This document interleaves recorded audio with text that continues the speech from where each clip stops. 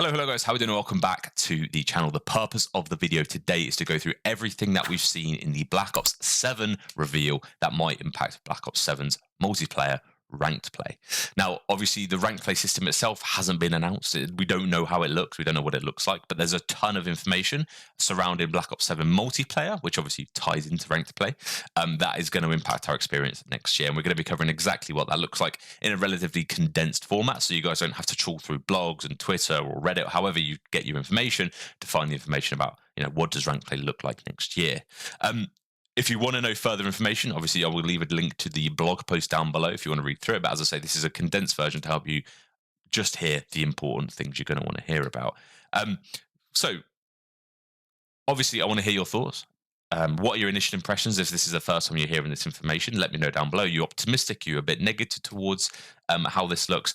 I'm intrigued to know your opinion. So yeah, don't be shy. Let the comments down below. So before we dive into the info, I just want to let you guys know when you can get your hands on it. So first of all, the open beta will be accessible on the 5th of October and it will end on the 8th. Now, if you pre-order or you're an Xbox Game Pass member, you will be able to access the early access page, which will happen on the 2nd. So to summarize, 2nd if you've pre-ordered or are on Game Pass, open on the 5th if you are not pre-ordering it, and then it will end on the 8th of October. There are going to be 16 Black Ops 7, I was going to say 6 again, maps at launch of when it launches later on in the year, and that will include 13 completely original 6v6 maps and then 3 remastered maps from Black Ops 2. The new maps are going to supposedly, from the devs' mouth themselves, have clear lane definition, which for a competitive game I feel like is a must. You want to be able to control lanes, you want to be able to control spawns, and you want to, I feel like the clearer layout we have, the more competitive it's going to look. So I'm really optimistic that those 3 words, clear lane definition, is, party poppers everywhere from that alone. As far as the new 13 maps are concerned, there are going to be no manual doors. You won't have the slidey doors that you had in some maps in Black Ops 4, for example. But as far as actually being able to keep a door open, no doors. So that's a big plus in my books. Now, the 3 remastered maps that are coming, you've probably already seen, are Raid, Express, and Hijacked. Now, Raid and Express have been known to be brought back in the competitive rule set. I think in Cold War, both Raid and Express were brought back in a bunch of game. I think, yeah, in a couple of game modes actually. Whereas Hijacked is probably going to remain as just a standard public multiplayer map. Now, what's really interesting about these 3 new maps is they're all getting a remaster, of course. They don't look quite as arcadey as they used to in the day. They're getting a Japanese theme printed on them, and I think it's a really nice way to freshen up, bring it back to the 21st century. I mean, Black Ops 2 is 21st century, but you know what I'm saying. It's a nice way to refresh, make it feel fresh, whilst maintaining that really nice aesthetic layout of the likes of Raid, which is known substantially for being one of the best maps we've ever had in Call of Duty. Now, movement is the next thing we're going to be talking about. Movement is something I'm ever so excited for, but I'm also a little bit nervous about, and I'll tell you why. Now, we see the introduction of boost jumping and wall bouncing, or wall boosting, whatever you want to call it. But before we get into that, Omni movement is going to be pretty much the same, okay? You're still going to have the sideways, backwards sliding and diving.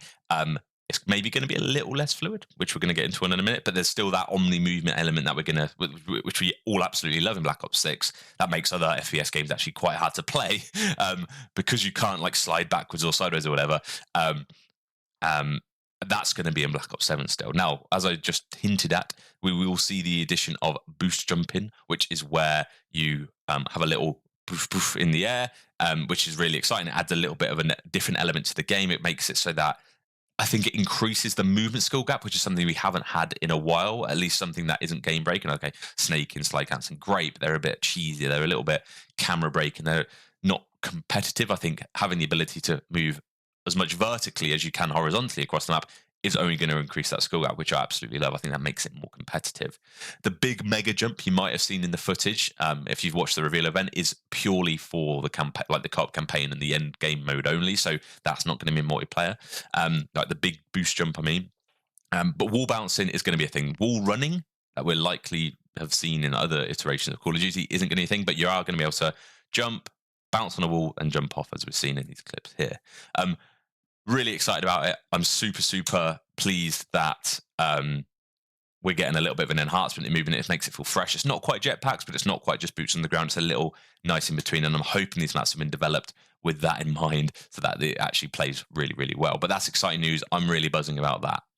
Now, the next thing I'm going to talk about slightly relates to movement, but it also highlights heavily about the perks within Black Ops 7. Okay, now in competitive, so in Black Ops 6 competitive, for example, you're limited to a few perks you can use, and it's pretty much fixed. And every player, there's not much variety. Okay, maybe you can use Flak Jacket over Ninja or something like that.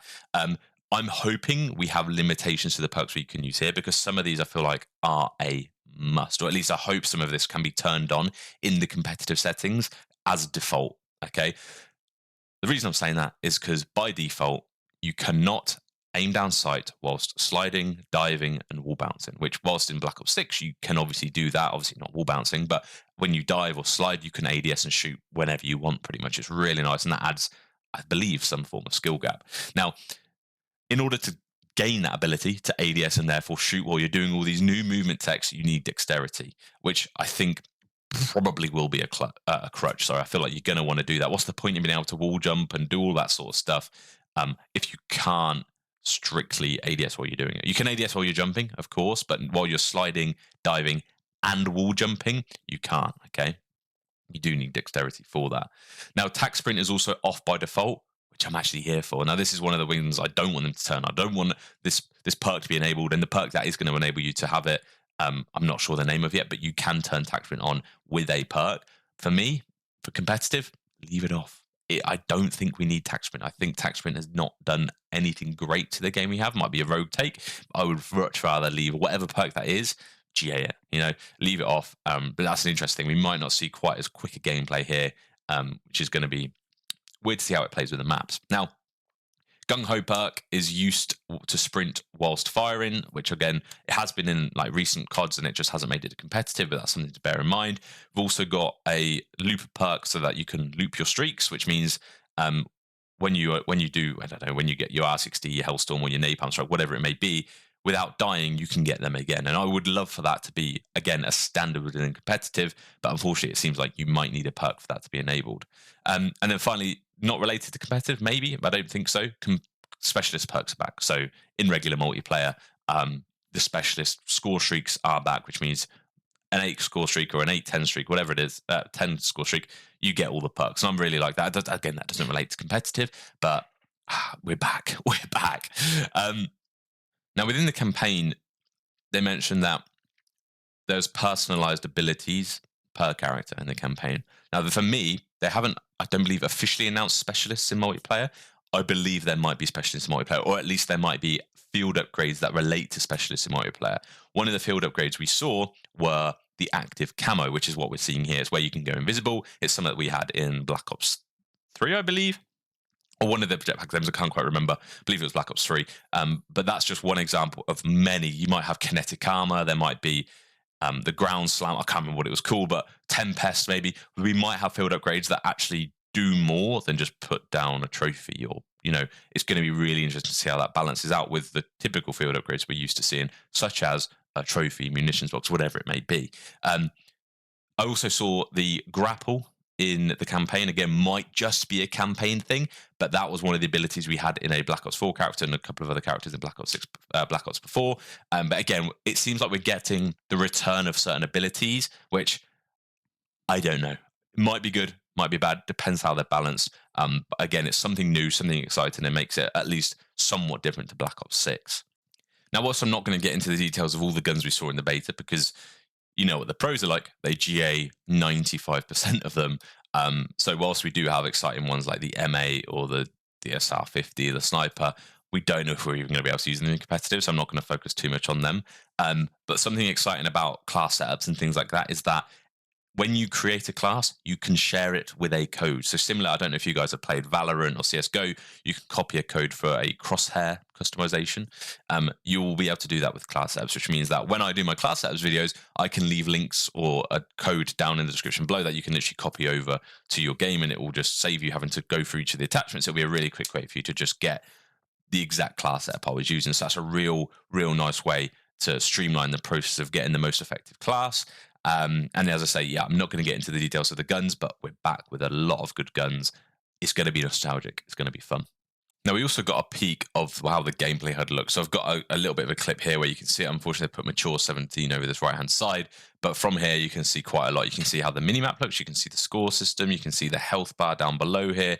Kill feed, they've blurred it out. But you've got, the guns here. It looks really clean. It's a really nice modern aesthetic. It makes it feel fresh, which is, I think, the worst thing about going from Black Ops 6 straight into Black Ops 7 is that it feels a bit tired. This feels like it's going to be a complete refresh of how the game looks, and I think this is just evidence of that. Now, obviously, you're still probably going to have the ability to, there's still bits here that you're still going to have the ability to move things. I hope they haven't said that, but it's something that I really loved in Black Ops 6 was that you could literally move where elements of the HUD were. I did see a clip where they had the score streak system like in the middle of the screen, so I feel like that's something they're still going to be doing. But it's just a really nice aesthetic. I'm really pleased with it. It's clear, it's exciting. So yeah, that's what the HUD looks like. Feel free to pause and dive in if you want. I mean, there's a leak of a couple of streaks there if you want to have a gander there. But yeah, really excited. You can see the Peacekeepers back. Really exciting. It's fresh. Okay, going from not having played a really modern game in a long time, this is going to be good for us.